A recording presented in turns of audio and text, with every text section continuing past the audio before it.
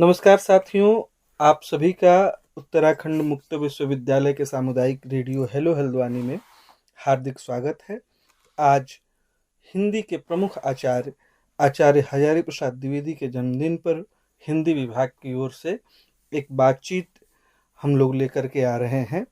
उम्मीद है कि आप लोग इस बातचीत से लाभान्वित होंगे। हमारे साथ हिंदी विभाग के अध्यक्ष डॉक्टर शशांक शुक्ल, हिंदी विभाग के वरिष्ठ डॉक्टर राजेंद्र कैड़ा जी और डॉक्टर पुष्पा बुधला कोटी जी मौजूद हैं। उनके साथ यह बातचीत आज संभव हो रहा है। मैं सबसे पहले आप सभी का हार्दिक स्वागत करता हूं और स्वागत करते हुए मैं आग्रह करता हूं पुष्पा जी से कि वे हजारी प्रसाद द्विवेदी का जो संक्षिप्त जीवन वृत्त है उसका एक परिचय आप लोगों के समक्ष प्रस्तुत करें। पुष्पा जी। सभी श्रोताओं का अभिवादन। हजारी प्रसाद द्विवेदी का जन्म 19 अगस्त 1907 ईस्वी में उत्तर प्रदेश के बलिया जिले के आरत दुबे नामक छपरा ओझवलिया नामक गांव में हुआ था। इनका परिवार ज्योतिष विद्या के लिए प्रसिद्ध था। इनके बचपन का नाम वैद्यनाथ द्विवेदी था। इनकी प्रारंभिक शिक्षा गांव के मूल में ही हुई थी। हजारी प्रसाद द्विवेदी एक निबंधकार, आलोचक, उपन्यासकार, कवि, ज्योतिष, अंग्रेजी, संस्कृत, बांग्ला, हिंदी भाषा के विद्वान थे। इसके अतिरिक्त इनकी रचनाएं सूर साहित्य, हिंदी साहित्य की भूमिका, प्राचीन भारत के कलात्मक विनोद, कबीर, नाथ संप्रदाय, साहित्य का मर्म, साहित्य सहचर, अशोक के फूल, कुटज, बाणभट्ट की आत्मकथा, चारुचंद्र लेख, पुनर्नवा, अनामदास का पोथा, संदेश रासक, सिख गुरुओं का पुण्य स्मरण आदि है। शुक्रिया, आपने एक संक्षिप्त परिचय हजारी प्रसाद द्विवेदी का रखा। आप सभी जाने कि हजारी प्रसाद द्विवेदी का जो रचना कर्म है वो विशद है। एक तरफ वो कविताएं भी लिखते हैं, उनका कविता संग्रह का नाम रजनी नित्य दिन चला ही किया है। दूसरी तरफ उपन्यास लिखते हैं, निबंध लिखते हैं, आलोचनात्मक आलेख और आलोचनात्मक कृतियां उनके यहाँ है। आदिकाल भक्ति काल से लेकर के वे बिल्कुल आधुनिक काल के रचनाकारों पर भी बातचीत करते हैं। तो एक विशद रचना संसार आचार्य हजारी प्रसाद द्विवेदी का आपके सामने प्रस्तुत होता है। उसके साथ साथ जब वे एक शिक्षक के तौर पे आते हैं तो वो एक यात्रा शुरू करते हैं बंगाल से, कविगुरु रविंद्रनाथ टैगोर के शांति निकेतन से। उसके बाद वे आते हैं बनारस काशी हिंदू विश्वविद्यालय में वे कुछ दिनों तक अध्यापन करते हैं और उसके बाद फिर चंडीगढ़ जाते हैं। चंडीगढ़ से वापस वे बनारस आते हैं। तो इस क्रम में उनके यहाँ छात्रों की भी एक विपुल संख्या तैयार होती है और इनके छात्रों ने इन्हें आकाश धर्मा गुरु तक कहा। नामवर जी ने ये कहा था अपने गुरु को याद करते हुए दूसरी परंपरा की खोज में। तो एक रचना कर्म के साथ साथ साहित्यिक कर्म भी जिस तरह से आचार्य हजारी प्रसाद द्विवेदी का हमारे सामने आता है वह बहुत विस्तृत है। मैं चाहूँगा कि डॉक्टर शशांक शुक्ल जी उनके साहित्यिक कर्म पर कुछ बातचीत रखें। धन्यवाद मंगलम जी। हजारी प्रसाद द्विवेदी का आपने खुद ही बताया कि बहुत बड़ा रचना फलक है। उपन्यास, निबंध और अन्य विधाओं में भी रचा है। जीवनी भी लिखी है एक तरह से और कई अन्य कथित अनुवाद भी किए हैं ढेर सारे विधाओं। रविंद्र तो इतिहासकार तो हैं ही, आलोचक भी हैं। बड़ा मतलब फलक है। तो रचना फलक की दृष्टि से तो बहुत बड़ा है, लेकिन मूल बात जो उनके साहित्य की है वो है परंपरा बोध, इतिहास बोध। और इस परंपरा बोध, इतिहास बोध की जो गतिशीलता है, जिसको वो कहते थे कि परंपरा और आधुनिकता का क्या संबंध है, तो परंपरा को वे स्थिर पैर और गतिशीलता को, आधुनिकता को खड़े या उठे हुए पैर के रूपक के रूप में, बिंब के रूप में जो उन्होंने बताया है कि परंपरा वही नहीं है जो स्थिर है, बल्कि परंपरा वो है जो गतिशील है। एक निबंधकार के रूप में, ललित निबंधकार के रूप में तो हिंदी में सबसे बड़ा नाम है। इतिहासकार के रूप में या आचार्य के रूप में या आलोचक के रूप में रामचंद्र शुक्ल के साथ दूसरे बड़े नाम के रूप में द्विवेदी जी ही हैं। तो रचना फलक के ढेर सारे डायमेंशंस हैं, ढेर सारे सेट्स हैं, ढेर सारे रूप हैं अलग अलग ढंग से। मूल बात यह है कि इनकी जो रचना की अंतर्वस्तु है या मूल चीज है वो है मनुष्य। वो कहते हैं कि मनुष्य ही साहित्य का लक्ष्य है। तो मनुष्य केंद्रित दृष्टि, और मनुष्य केंद्रित दृष्टि जब वो कहते हैं तो मनुष्य की जो प्रगतिशील दृष्टि है, बराबर मार्क्सवादी नहीं है द्विवेदी जी, लेकिन प्रगतिशील है। तो ये जो प्रगतिशीलता है जिससे को लेकर उनके ढेर सारे शिष्य हो, चाहे नामोर सिंह हो, शिव प्रसाद सिंह हो, वासुदेव सिंह हो, केदारनाथ सिंह हो, मैनेजर पांडे, ढेर सारी परंपराएं जो हजारी प्रसाद द्विवेदी ने, इसीलिए आधुनिक रामानंद भी कई लोगों ने उनको उस रूप में स्मरण किया है, और आपने आकाश धर्मा गुरु कहा ही है। तो वो जो उनके साहित्य की अंतर वस्तु है जिसमें प्रगतिशीलता उसकी केंद्रीभूत है, मनुष्य है उसके मूल में, भारतीयता उसके मूल में है, संस्कृति उसके मूल में है, ये सारी, और संस्कृति की गत्यात्मकता उसके मूल में है।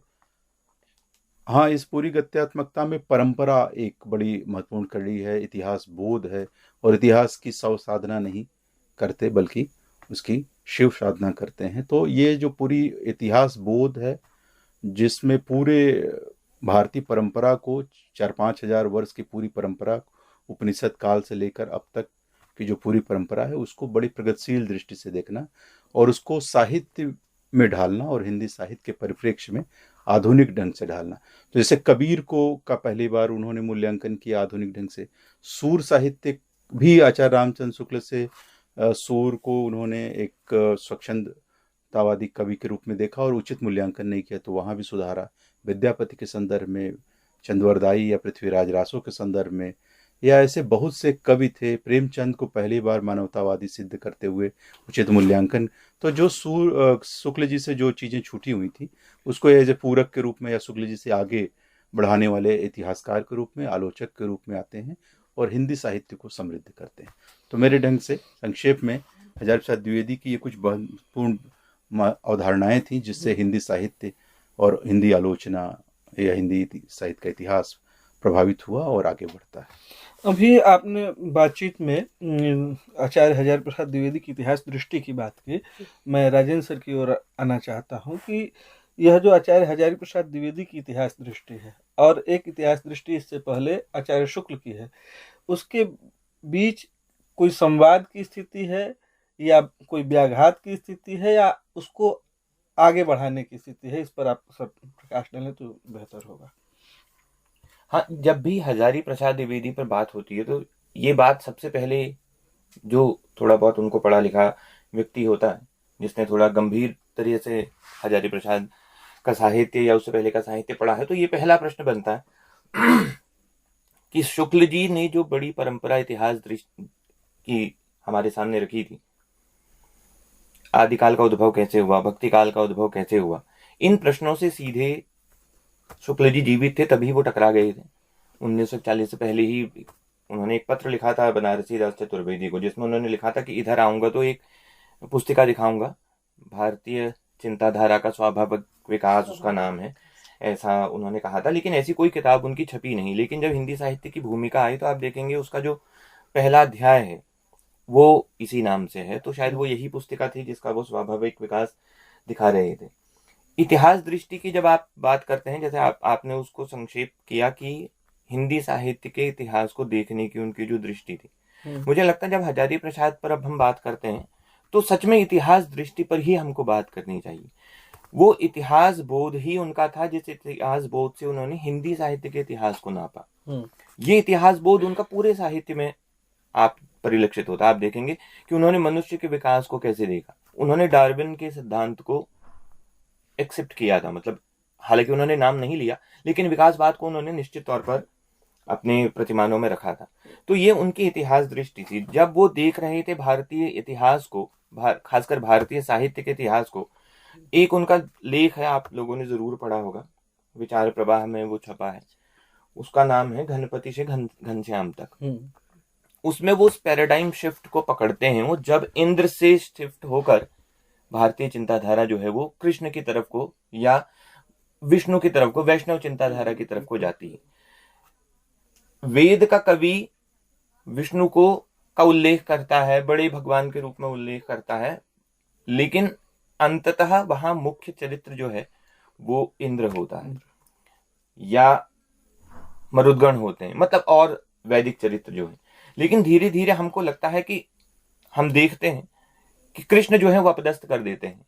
और कहानी को सरलीकृत करते हुए भागवत की वो कथा है जिस दिन पहली बार कृष्ण कहते हैं कि हम इंद्र की पूजा क्यों करें, हम क्यों नहीं उस गोवर्धन की पूजा करें जो हमको सब कुछ देता है। तो ये जो सरलीकरण किया गया कथा में, ये दरअसल इतिहास दृष्टि का छोटा सा रूप था कि हम जो है वो कृषि सभ्यता से किसी दूसरी सभ्यता की तरफ को बढ़ रहे थे, या पशुचारण सभ्यता से कृषि सभ्यता के विकसित स्वरूप की तरफ को बढ़ रहे थे। हमारे व्यापारिक जो संबंध थे वो विशद होते जा रहे थे, हम दूसरी तरफ को हमारा व्यापार बढ़ने लगा था, हम कृषि से व्यापार की तरफ को आ रहे थे। तो ये जो पैराडाइम शिफ्ट होता है, इसको हजारी प्रसाद ने बहुत खुले ढंग से स्वीकार किया था। और कुछ असहमतियां जो हो सकती हैं हजारी प्रसाद द्विवेदी के साहित्य से, जैसे निश्चित तौर पर उन्होंने कबीर का बहुत खास मूल्यांकन किया था। रामचंद्र शुक्ल ने कबीर को लगभग नकार दिया था। हालांकि उन्होंने कबीर की कुछ बातों को लेकर जब वो जायसी पर लिख रहे थे तब उनको कबीर याद आए और लिखा कि इससे काफी पहले राम और रहीम की एकता के बारे में कबीर ने भी ये बात कही है। लेकिन उस तरह से उन्होंने कबीर को नहीं देखा जैसा हजारी प्रसाद ने देखा और कबीर जैसी पुस्तक लिखी। लेकिन बड़ी बात यह है कि हजारी प्रसाद ने खींच तान के कबीर को नाथपंथी बना दिया। उनके लिए कबीर का मतलब नाथपंथ का एक तरह का स्वाभाविक विकास था। और बाद में आने वाली रिसर्च आप लोगों ने सबने देखा है कि जो ये बड़ी पुस्तक इधर 2000 के आसपास आई थी पुरुषोत्तम अग्रवाल की अकथ कहानी प्रेम की, इसने उस कमी को पूरा किया। लेकिन उसके बावजूद हजारी प्रसाद का महत्व घटता नहीं। कुछ चीजों को लेकर हम जरूर उनसे असहमत हो सकते हैं, लेकिन उनके वैचारिक फलक को, जैसा आप लोग गिना रहे थे कि वो किस तरह का साहित्य लगातार लिख रहे थे, उसमें देखिए जोड़िए उनका, अगर आप ग्रंथावली देखेंगे तो उसमें एक ग्रंथावली में कम से कम 100-150 पन्ना केवल काव्यशास्त्र पर उन्होंने लिखा। साहित्य सहचर उनकी साहित्य सहचर नाम से उनकी एक किताब है जो लगभग भुला दी गई है। हाँ। इसके अलावा उनके आप उसमें देखेंगे ग्रंथावली में तो उनका 100-150 पन्ना उन्होंने ज्योतिष पर लिखा है। वो है ज्योतिष पर भी शायद कुछ और लिखना चाह रहे थे, ज्योतिषाचार्य थे, ये सब जानते हैं, लेकिन वो ज्योतिष पर काम करना चाहते थे और निश्चित तौर पर उनकी दृष्टि वो नहीं होती जो सामान्य पंडितों की हुआ करती। उसके अलावा उनके बहुत अच्छे अनुवाद हैं। एक उनकी भूली हुई पुस्तक है जिसका मूल्यांकन अभी किया जाना चाहिए, भारतीय नाट्य शास्त्र की भारतीय परंपरा और 10 रूपक। अच्छा, विडंबना यह है कि उनकी ग्रंथावली में भी ये पुस्तक आपको अब नहीं मिलेगी। पता नहीं ऐसी क्या बात है, जबकि ये महत्वपूर्ण पुस्तक है, एक बहुत बड़ी परंपरा को जांचने वाली पुस्तक है, लेकिन ग्रंथावली में भी ये पुस्तक संकलित नहीं की गई। उनके कुछ अनुवाद है, रक्तकरबी जैसा अनुवाद उन्होंने रविंद्रनाथ का किया था। तो इस तरीके से वैचारिक फलक तो उनका निश्चित तौर पर बहुत बड़ा है। उनके 2 खंड केवल निबंधों पर है और निबंधों के विषय आप देखिए उसमें सब कुछ है। हाँ, एक तरफ अशोक के फूल हैं, एक तरफ मानव सत्य है, नाखून क्यों बढ़ते हैं जैसी की रचनाएं बिल्कुल आम जीवन और आम पंडितों की पंचायत को हमने इतना महत्वपूर्ण माना कि हमने अपने एमए के सिलेबस में उसको रखा, क्योंकि वो पूरी की पूरी परंपरा को, कर्मकांड को चुनौती देने वाली परंपरा है। अब आप आगे को विषय प्रवर्तन की। नहीं, देखिए, अगर अभी इतिहास बोध की बात कर रहे थे और कबीर की बात कर रहे थे, तो क्या कबीर को हजारी प्रसाद द्विवेदी जब ऑप्ट करते हैं अपने लिए, तो जो इससे पहले शांति निकेतन में रविंद्रनाथ टैगोर ने कबीर के कुछ पदों का अनुवाद किया, क्षिति मोहन सेन से उनके लगातार कबीर को लेकर के बातचीत चल रही थी, तो क्या यह उस बातचीत का कोई एक आप विस्तार देखते हैं कि कबीर को उन्होंने ऑप्ट किया, या उस अवकाश को देखते हैं कि हिंदी साहित्य के इतिहास में वाकई कबीर की जगह कम थी आचार्य शुक्ल के इतिहास में? हालांकि आचार्य शुक्ल का इतिहास पूर्णतः इतिहास तो नहीं है, वो एक भूमिका है। इसको इस रूप में भी देखा जाना चाहिए कि आचार्य शुक्ल उसे इतिहास तो नहीं कह रहे थे, वो शब्द सागर की भूमिका थी। तो हो सकता है, यह ठीक बात है कि आचार्य शुक्ल के जो काव्य प्रतिमान थे वो तुलसी थे, वो जायसी थे, और जो उनकी त्रिवेणी किताब है जो आचार्य शुक्ल की, उसमें जिन पर वो विस्तृत सूर, जायसी और तुलसी उनके उसमें थे और कबीर नहीं थे। हालांकि आप देख लीजिए कि जब लोक स्मृति की बात होती है, यही आलोचक और समाज का एक बड़ा अंतर भी हमको देखने को मिलता है कि आचार्य शुक्ल ने अपन भक्ति काल के 3 बड़े कवियों को आलोचनात्मक रूप से, साहित्यिक रूप से या अकादमिक रूप से स्थापित करने की कोशिश वो करते हैं, सूर, तुलसी और जायसी। लेकिन जायसी को भारतीय लोकमानस सूर और तुलसी को स्वीकार तो करता है, लेकिन भक्ति काल का जो तीसरा बड़ा कवि लोकमानस में मौजूद है, जायसी भी हैं लेकिन कम है, वो कबीर हैं। और यहाँ पे एक अकादमिक व्यक्तित्व सामाजिक व्यक्तित्व से अलग हो जाते हैं। तो क्या इन अवकाशों को हजारी प्रसाद द्विवेदी समझ रहे थे? एक बात। दूसरी बात इसी में कि आचार्य हजारी प्रसाद द्विवेदी की दो बड़े प्रतिमाएं उनके साहित्य को पढ़ते हुए हम लोगों को दिखता है। एक तो उनकी इतिहास दृष्टि, या इसको हम दूसरे रूप में कहें तो उनका जो बहुविषयी व्यक्तित्व है, और दूसरा उनकी परंपराबद्धता। तो अभी हम लोग इतिहास दृष्टि पर बात कर रहे थे, तो उनकी परंपराबद्धता पर भी कुछ बातचीत इन सवालों के आलोक में अगर हो तो ज्यादा बेहतर हो। सर एक सवाल और है सर, इसमें नहीं, उन्होंने सुनिए मैं बताता हूँ आपको, जी। इनके दो सवाल बहुत महत्वपूर्ण हो, छूट जाएंगे दोनों। जी 2 मिनट रुकिए, मैं आप भी शायद कहना चाहेंगे इसमें। हालांकि ये कयास है, मंगलम जी आप भी जानते हैं कि अगर हजारी प्रसाद द्विवेदी बनारस ही रहे होते तो वो कबीर पर नहीं लिखते, ऐसा हम नहीं कह सकते। और शांति निकेतन के महत्व को भी हम नहीं भूल सकते। 100 पोएम्स ऑफ कबीर करके जो संकलन निकाला रविंद्रनाथ ने, चितिमोहन सेन उसी तरह का काम कर रहे थे। और एक और अंग्रेज व्यक्तित्व थे कोई जो कबीर पर उन दिनों काम कर रहे थे वहां, अब मैं इस वक्त नाम भूल रहा हूं उनका। वो प्रभाव निश्चित तौर पर हजारी प्रसाद द्विवेदी जी पर पड़ा होगा। उसके आधार पर उन्होंने चीजों को देखने की कोशिश की। अगर आप भक्ति के विकास को इसी नाम से सूरदास पर जो किताब लिख रहे थे आचार्य शुक्ल, उसका चैप्टराइजेशन जो है, फर्स्ट उसका नाम है भक्ति का विकास। वो सबसे पहले बता रहे थे कि भारतीय भक्ति का विकास कैसे हुआ। उसी में प्रतिमान उनका लोक भी रहता है। आप इसी भक्ति के विकास को पढ़िए हजारी प्रसाद द्विवेदी के साहित्य में, वो भी उसी तरह से वैष्णव भक्ति का विकास दिखा रहे थे जिस तरीके से शुक्ल जी दिखा रहे थे। शिफ्ट कहां पर होते थे?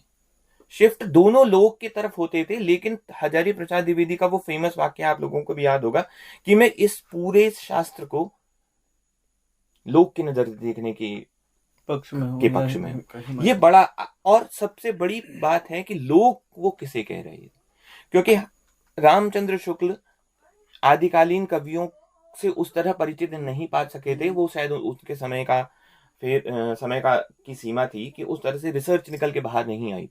हजारी प्रसाद ने उस रिसर्च को पूरा किया और देखा कि लोक में नाथ हैं, सिद्ध हैं।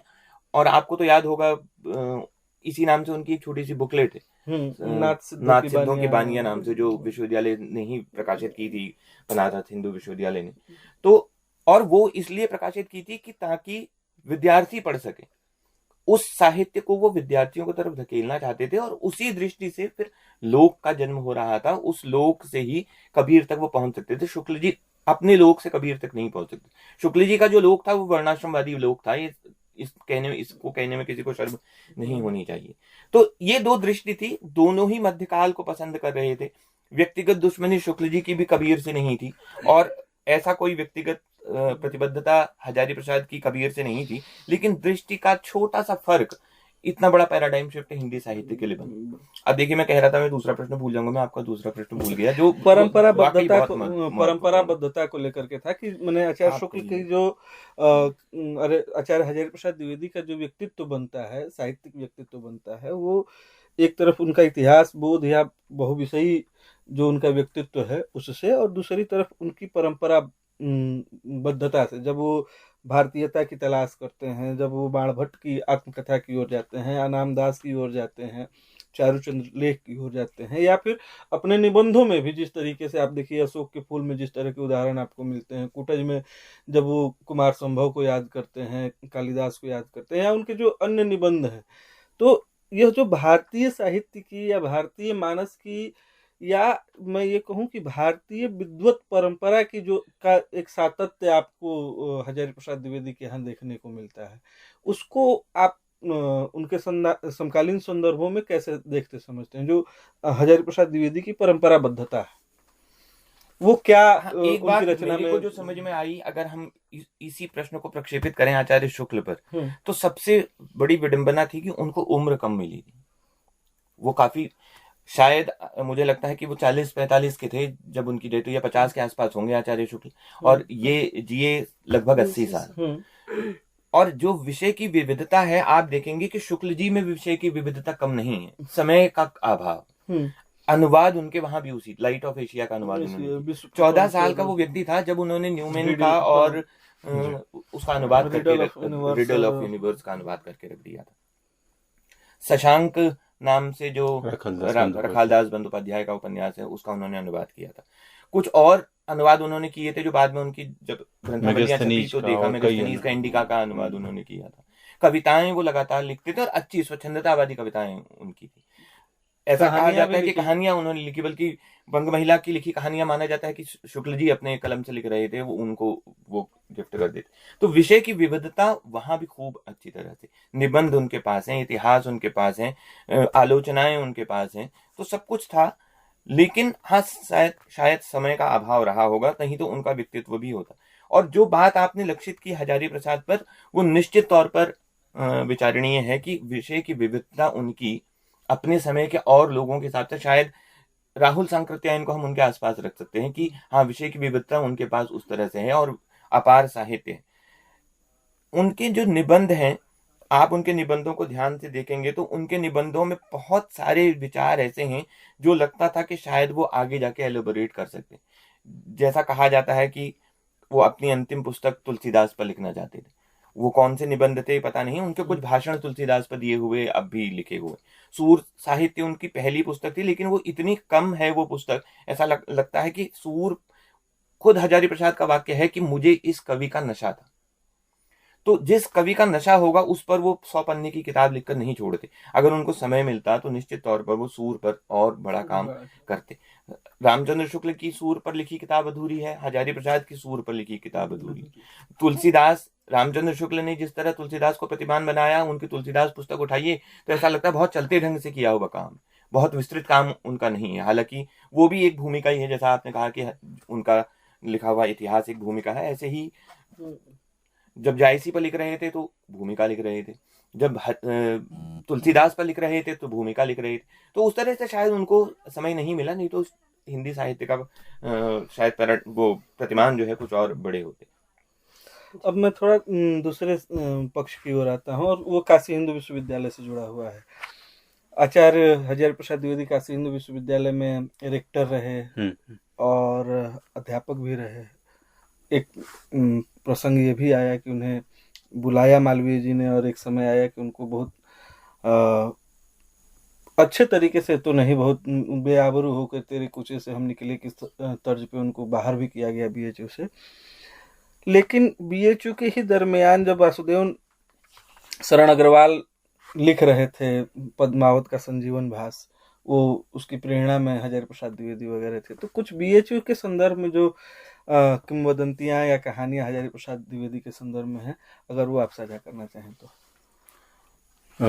शुक्ल बीएचयू की आपने बात की, काशी हिंदू विश्वविद्यालय के हिंदी विभाग की, तो वहाँ शुरू में दो परंपराएं क्रमशः, ये इतिहास का कुछ ऐसा संयोग कहें या अंतर्विरोध कहें कि दो प्रवृत्तियां कह लीजिए या दो परंपराएं, जिसको बाद की हिंदी आलोचना में शुक्ल जी और द्विवेदी जी, जिसको रामविलास जी ने और नामवर सिंह ने गाए बगाए विवादित करके या जैसे भी बढ़ाया। तो ये दो परंपराएं तो शुरू से ही एक अंतर विरोध पैदा हुआ, और वो दो दृष्टियां थी। तो रचनात्मक दृष्टि से तो वो हिंदी साहित्य के विकास के लिए आलोचना की दृष्टि से बहुत ही उपयुक्त थी, कि जैसे भारतीय परिप्रेक्ष्य में हिंदी साहित्य को देखने की दृष्टि निश्चित रूप से बंगाल से मिली द्विवेदी जी को। अगर शांति निकेतन राजन जी ने भी चर्चा की, तो न गए होते इतिहास में इस तरह के प्रश्न तो बहुत महत्वपूर्ण नहीं होते, लेकिन निश्चित रूप से शांति निकेतन का में जाना उनको, और एक दृष्टि से ये भी था, दूसरी दृष्टि से कि कबीर को देखने की साहित्यिक दृष्टि भी रविन्द्रनाथ टैगोर से। बेसिकली 100 पोएम्स ऑफ कबीर में कबीर की साखियां नहीं है, पद हैं, और वो एक तरह से कबीर के साहित्यिक प्रतिमान की दृष्टि से वो भूमिका बड़ी महत्वपूर्ण थी। तो वो एक दृष्टि तो वहां से मिली, और वो दृष्टि ही ऐसी थी जो हजारी प्रसाद द्विवेदी को शुक्ल जी से अलग करने का काम करना। सूर के प्रसंग में भी ये दृष्टि काम कर रही थी, कबीर के प्रसंग में भी यही दृष्टि काम कर रही थी। तो दृष्टि महत्वपूर्ण होती है। और द्विवेदी जी जब आते हैं इस दृष्टि के साथ काशी हिंदू विश्वविद्यालय, तो निश्चित रूप से जो परंपराएं, अगर उसमें गतिशीलता न हो तो जड़ हो जाती हैं। शुक्ल जी की परंपरा चल सकती थी, लेकिन शुक्ल जी के कोई योग्य शिष्य नहीं मिले। तो जो शुक्ल जी के योग्य शिष्य शिव मंगल सिंह सुमन रामविलास जी ने जो व्यंग किया, क्वेश्चन मार्क रखा है, तो ये वास्तविकता थी कि शुक्ल जी को योग्य शिष्य नहीं मिले। योग्य शिष्य वो होता है जो अपने गुरु के मतों का विस्तार करके आगे बढ़ाए। आवृत्ति जो करता है वो मूर्ख होता है। तो शुक्ल जी को ऐसे मूर्ख शिष्य मिले। तो शुक्ल जी, पीताम्बर दत्त को छोड़कर, हाँ, पीताम्बर दत्त को, हाँ, तो ये एक चीज थी कि जो हजारी प्रसाद द्विवेदी जब हिंदी विभाग में आते हैं तो उनकी जो प्रगतिशील दृष्टि थी, वहाँ के जो जड़ अध्यापक थे या जड़ ब्राह्मणवादी जो व्यवस्था थी वो पचा नहीं पाए वो लोग, और वो उसी ढंग से साहित्य को जड़ता वैसे ढंग नंद दुलारे वाजपेयी को भी आपको सर्टिफिकेट देना पड़ेगा। हाँ, नंद दुलारे वाजपेयी की वो उस वक्त तो शुक्ल जी से टकरा रहे थे और सही टकरा रहे थे, सही टकरा रहे थे, लेकिन आगे उनका विकास जो भी हुआ वो अलग बात है। नंद दुलारे वाजपेयी के साथ समस्या ये थी कि उनका सब कुछ छायावाद था। हाँ, निश्चित तौर पर निराला उनका केंद्र बिंदु थे। हाँ, और छायावाद के बाद जैसे प्रगतिशील साहित्य के साथ वो भी न्याय नहीं कर पाए। वहां तो जाते ही जो है वो कोलैप्स कर जाते हैं। हाँ, कोलैप्स कर जाते हैं। तो उनकी एक सीमा थी कि वो छायावाद के संदर्भ में ही पूरे चीजों को देख रहे थे। हजारी प्रसाद द्विवेदी इससे आगे थे, वो पूरी साहित्यिक परंपरा को देख रहे थे और एक आलोचक की दृष्टि से, एक इतिहासकार की दृष्टि से देख रहे थे। तो हजारी प्रसाद द्विवेदी जब इस परंपरा के साथ आए तो दो चीजें हुई। जो प्रगतिशील लोग थे उन्होंने उनको सिर पे बैठा लिया, क्योंकि उनको लगा कि ये हिंदी साहित्य की गतिशील परंपरा इस व्यक्ति के पास है और उदार ढंग से है, विस्तार के साथ है।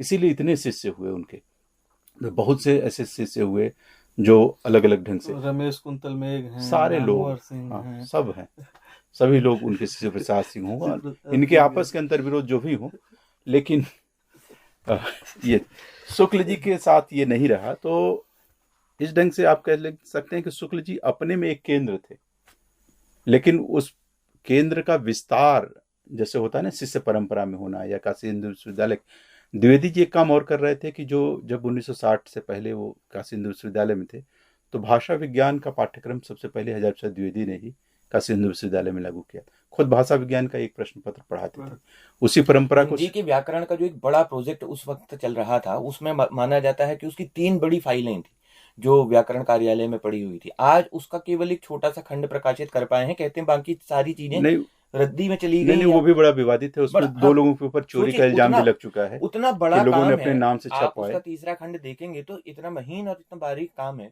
लेकिन आप क्या करेंगे, केवल संज्ञा वाला मेरे ख्याल से जो पार्ट है वो प्रकाशित हुआ। और जो आपने शिष्यों वाली बात की, निश्चित तौर पर बहुत महत्वपूर्ण है। हजारी प्रसाद ने अपने शिष्यों को निश्चित तौर पर अपनी परंपरा के विकास के तौर पर, देखिए नामवर जी से उन्होंने पृथ्वीराज रासो की भाषा पर काम करा है, राजस्थानी भाषा पर उनका अच्छा खासा काम है। शिव प्रसाद सिंह ब्रजभाषा पूर्व परंपरा पर बहुत अच्छा काम कर रहे थे। ऐसे ही अपने जो वासुदेव सिंह कबीर पर काम कर रहे हैं। एक आप तुम्हारी ये त्रिपाठी जी हैं दिल्ली वाले, विश्वनाथ त्रिपाठी, इनका काम संदेश रासक, और ये मानक कार्य है। आज भी आप कहेंगे संदेश रासक पर अगर कोई रिसर्च करेंगे तो बगैर हजारी प्रसाद की उस किताब के आप नहीं कर सकते। ब्रजभाषा पूर्व परंपरा पर आप बात करेंगे तो शिव प्रसाद की किताब या शिव प्रसाद की बाकी जो किताबें हैं, कीर्ति लता और अभट्ट नाम, आप उसको छोड़ नहीं पाएंगे। ये निश्चित तौर पर अवदान है हजारी प्रसाद का कि उन्होंने शिष्यों के साथ बहुत अच्छा कार्य किया। बीज तो उन्होंने ही दिया, तो उसका विस्तार उनके शिष्यों ने किया। तो एक पूरी लंबी परंपरा काशी हिंदू विश्वविद्यालय की, जिसके केंद्र में द्विवेदी जी थे, वो निश्चित रूप से एक बड़ा योगदान परंपरा की दृष्टि से। एक आखिरी सवाल से इस बातचीत को रैप करेंगे हम लोग। एक आलोचक के लिए सबसे खराब बात ये होती है कि वह अपने बनाए प्रतिमान से ही मुकर जाए। अपने अगर उसने कोई ऐसा प्रतिमान निर्मित किया अपने लिए तो उस प्रतिमान को तोड़ दे। इस संदर्भ में हजारी प्रसाद द्विवेदी को आप किस रूप में देखते हैं, कहाँ देखते हैं? क्या उन्होंने ऐसा किया कि कुछ जो उनके प्रतिमान थे वो पहले निर्मित हुए और बाद के विकास में वो प्रतिमान टूटते हुए प्रतीत हुए? एक ईमानदार आलोचक हो, इतिहासकार हो या रचनाकार हो, वो अपने पूर्व की प्रतिमानों में संशोधन भी करता चलता है, लेकिन अगर वो अपने मूल प्रतिमानों से एकदम विपरीत बात करने लगे तो प्रश्न उठता है कि तब वो पूर्व में ज़्यादा ईमानदार था कि बाद के संदर्भ में। हजारी प्रसाद द्विवेदी का जो शुरू का कार्य था वो निश्चित रूप से उसमें बहुत ही आवेग था, बंगाल का प्रभाव था, रविन्द्रनाथ टैगोर का प्रभाव था। बाद का जैसे हिंदी साहित्य उद्भव और विकास की बात करें, जो थोड़ी उनकी बात की रचना इतिहास का संदर्भ, उसमें ढेर सारे प्रतिमान उनके शुक्ल जी से मिलते हुए लगेंगे। तब आपको वो हिंदी साहित्य की भूमिका वाले द्विवेदी जी उसमें कम लगेंगे। तो ये कई चीजें एक आलोचक के तौर पे, इतिहासकार के तौर पे तो कुछ ज्यादा इसमें समस्या है कि जैसे हमारे पास कोई नए तथ्य आ जाते हैं, तो जैसे बात अभी चल रही थी कि शुक्ल जी के समय तक बहुत से शोध प्रकाशित नहीं हुए थे, या खास तौर से तिब्बती साहित्य जो राहुल सांकृत्यायन लाए, उसके बाद से बहुत सी चीजें बदल गई। खैर आदिकाल के संदर्भ में तो बहुत सी चीजें ऐसी थी हजारी प्रसाद द्विवेदी के संदर्भ में भी कि वो बदलाव, लेकिन मूल मुझे नहीं लगता कि मूल मान्यता उनकी किसी कवि को लेकर बदली हो बहुत ज्यादा, लगभग वही थी। तो सर एक लास्ट क्वेश्चन, सर एक चीज और बता दीजिए, जैसे आपने पूरे उनका ऐतिहासिक पृष्ठभूमि की बात करी जी, तो जब वो कवियों का मूल्यांकन कर रहे थे हजारी प्रसाद द्विवेदी, तो उन्होंने सूर को हजारी प्रसाद द्विवेदी जी ने कबीर को वाणी का डिक्टेटर कहा जी, और वही रामचंद्र शुक्ल जी ने उन्हें उनकी भाषा को पंचमेल खिचड़ी कहा। ऐसा क्यों सर? नहीं देखिए, शुक्ल इसमें तो ढेर सारी चीजें हैं, लेकिन जो संक्षेप में बात यह है कि शुक्ल जी कबीर की साहित्यिक प्रतिभा का सही ढंग से मूल्यांकन नहीं कर सके। एक चीज जी, कबीर में निश्चित रूप से कई भाषाओं बोलियों का प्रभाव था, जो कि स्वाभाविक था, क्योंकि कबीर गतिशील परंपरा के थे, सदुक्कड़ी परंपरा के थे, तो उनकी भाषा सदुक्कड़ी प्रभावित हो, और कोई मूल रूप से कवि भी नहीं थे तुलसी की तरह, शास्त्रज्ञ कवि नहीं थे। परंपरा से उन्होंने लिया था, तो परंपरा से लेने वाला व्यक्ति कई भाषाओं के अगर शब्द आ जाए तो कोई बड़ी अतिशयोक्ति की बात नहीं। वाणी का डिक्टेटर हजारी प्रसाद द्विवेदी कुछ दूसरे संदर्भों में कबीर को कह रहे थे, और इसका मतलब ये नहीं था कि उन पे सदुक्कड़ी का प्रभाव नहीं था, वो भी प्रभाव था, वो भी एक सच है। लेकिन वाणी का डिक्टेटर कहने का तात्पर्य बस ये था कि कबीर अपनी भाषा से मनचाहे काम करवाते हैं और मजबूती के साथ करवाते हैं। जो उन्होंने कहना चाहा उसके लिए भाषा अवरोध नहीं बनी तो इस संदर्भ में हजारी प्रसाद द्विवेदी ने उन्हें वाणी का डिक्टेटर कहा। तो बातें दोनों आचार्यों की अपने अपने ढंग से ठीक हैं, मतलब इस तरह से अगर कहें तो बाकी दृष्टि की बात थी। तो आज हम लोगों ने आचार्य हजारी प्रसाद द्विवेदी के रचना कर्म पर, उनके साहित्यिक कर्म पर, उनके व्यक्तित्व पर कुछ बातचीत करते हुए जो बातचीत छन के आई वो ये कि जो भारतीय परंपरा का सातत्य है वह, और जो आचार्य हजारी प्रसाद द्विवेदी की एक सहजता मूलक बोध है, जहाँ पे सबका स्वीकार्य भाव है और जिसके केंद्र में मनुष्य है, तो इससे जो एक व्यक्तित्व बनता है, जो एक रचनात्मक प्रविधि निर्मित होती है, उससे आचार्य हजारी प्रसाद द्विवेदी का रचना संसार निर्मित होता है।